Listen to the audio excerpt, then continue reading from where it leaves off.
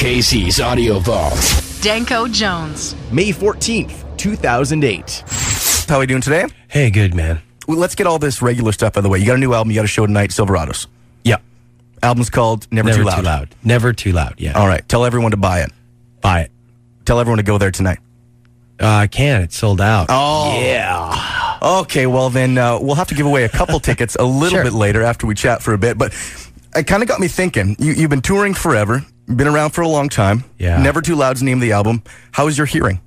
Bad. That's what the song's about, actually. There's a title track to that title.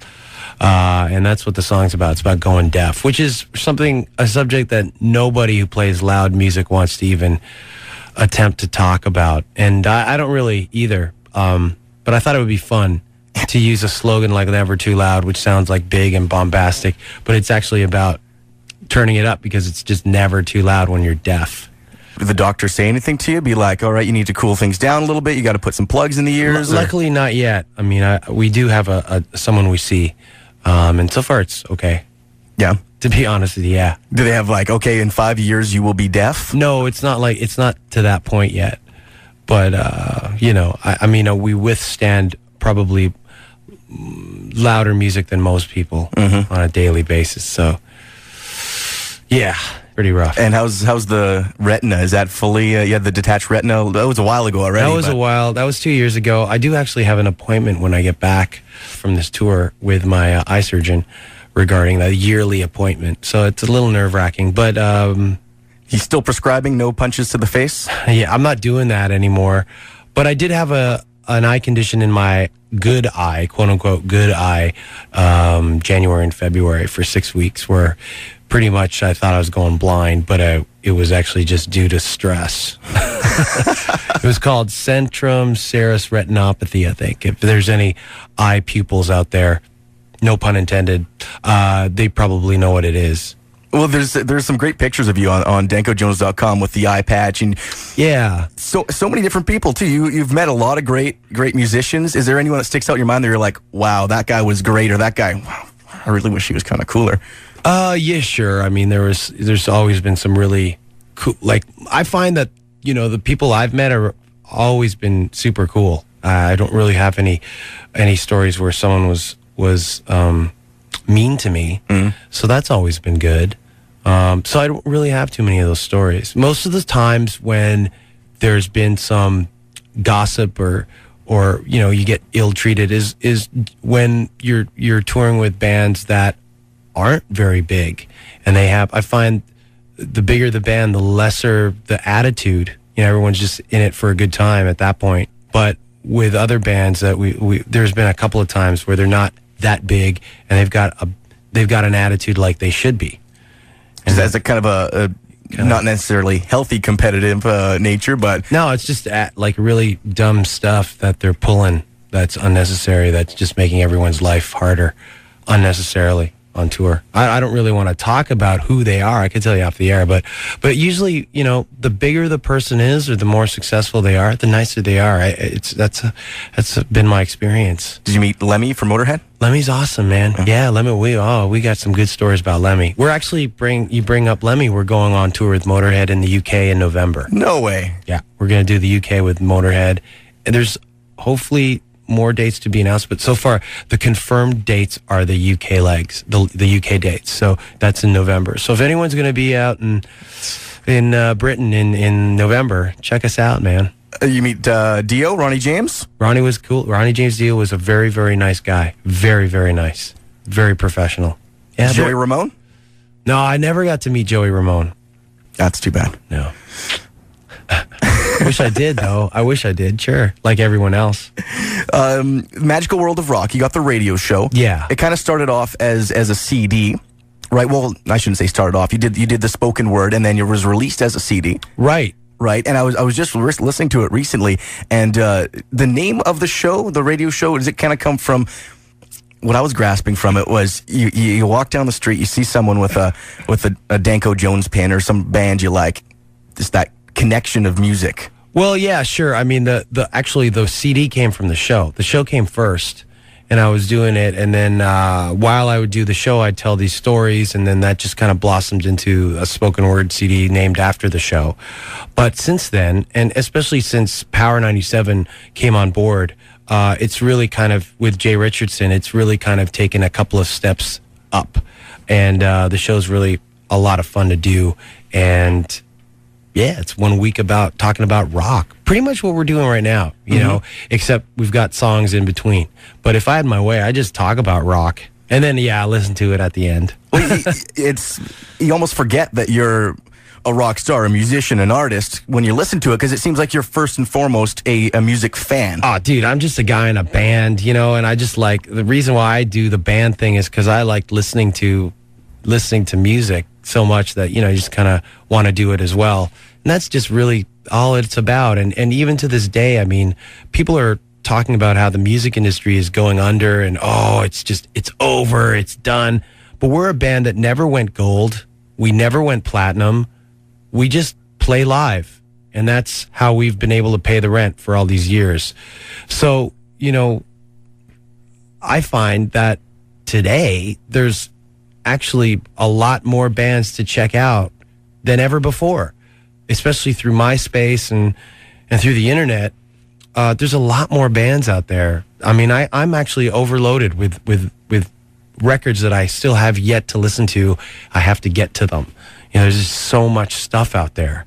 So I don't know why people are talking about how the music industry is going under. And as far as I'm concerned, from my point of view, it's thriving like crazy. Yeah, you know, no one's making a lot of crazy, you know, Michael Jackson money, or U2 money, but it doesn't matter. The important thing is the music's out there and it's great. Well, there's more chances for younger bands just because of the internet, just because they can release digitally.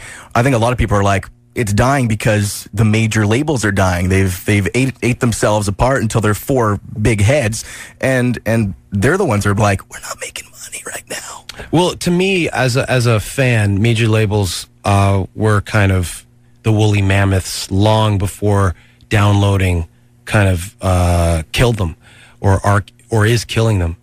You know, they were, you know, there's a lot of great bands on major labels, and there still are. But I just know so many horror stories, being in a band myself, from friends who are in bands. Horror stories, and that just killed people's dreams. And that, to me, that's evil. And there's a lot of people who worked at major labels, who used to work or who are still working at major labels, who are accountable for that, you know. And so when I hear them crying and complaining, it's just kind of like the woolly mammoth dying off, you know. And it's exciting times for music right now because we don't know what's going to happen, but we do know that the music is still going to be made. We just don't know on what kind of level it is, but it's still going to be out there, you know. So I'm very excited, and every day I get turned on to like new albums by bands. Bands are not stopping putting out records. The real bands aren't, at least, you know. Talking to Danko Jones. He got a show tonight at Silverado. It's completely sold out, but keep listening. We will have a couple passes for you. And it's the 6 o'clock Rock Report on Power 97. I figure we go back a ways. Cadillac, maybe? Sure. Yeah? Let's do it. It's Danko Jones on the Rock Report on Power 97.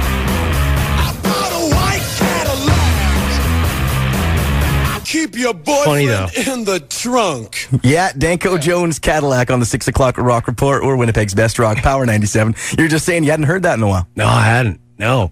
I was telling you off the air that it was, it's a lot more powerful than I remember it in my mind's eye, so yeah. Well, sonically, quite a bit different. Just, you know, this is kind of a little bit more lo-fi. That's from your debut EP. You're moving up. Do you...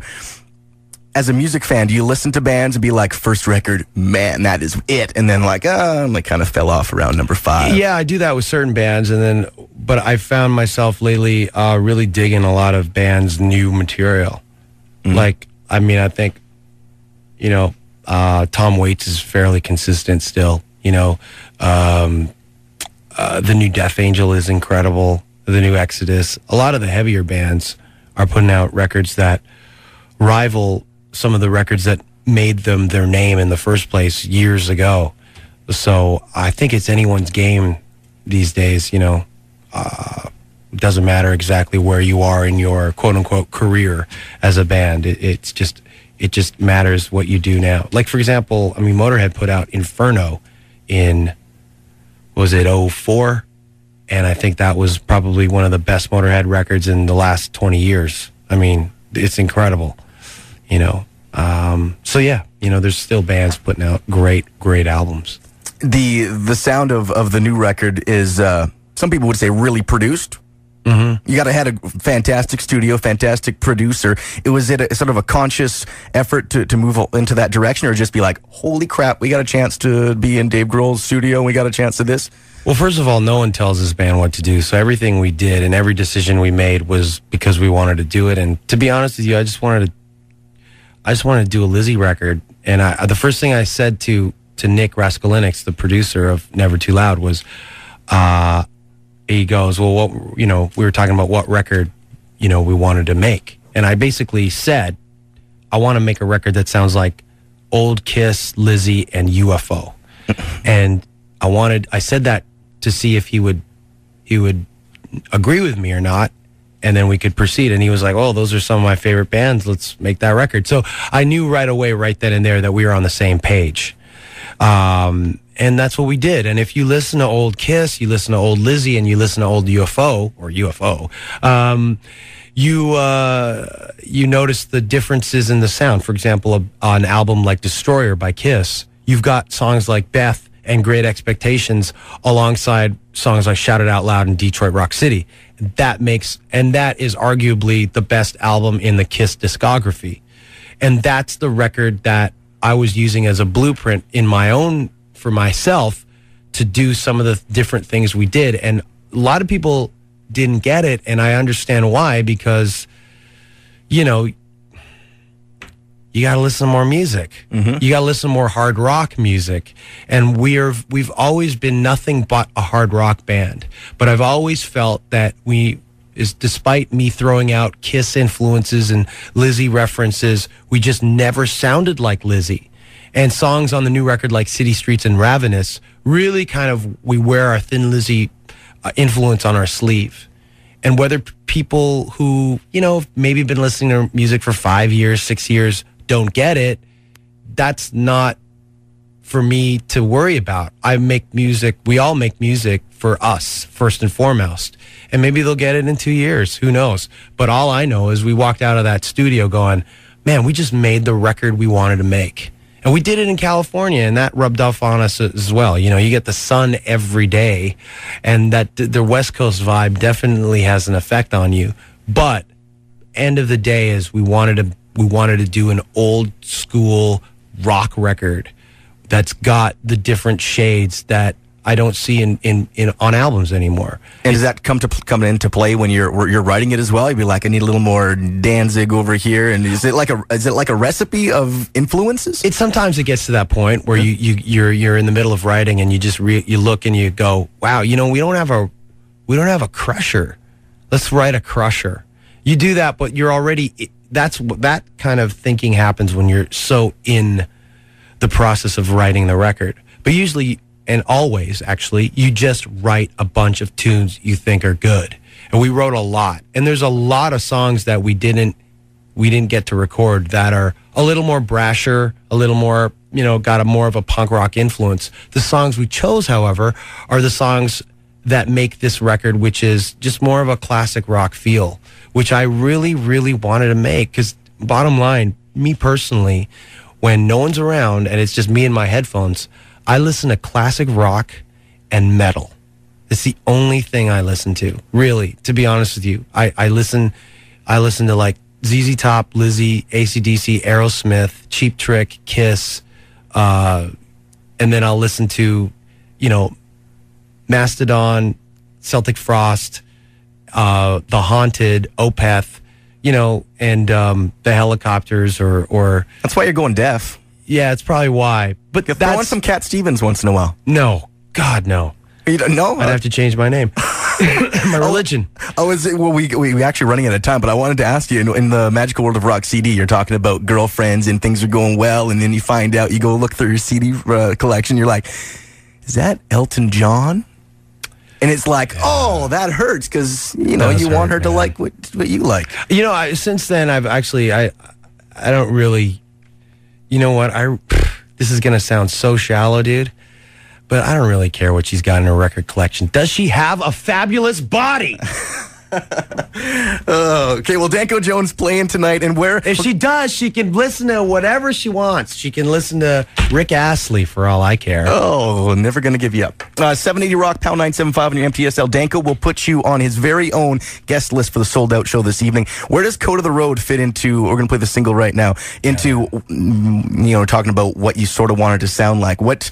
Yeah. Is this like a you're on the road kind of song? Freebird. It's not an epic like Freebird, but...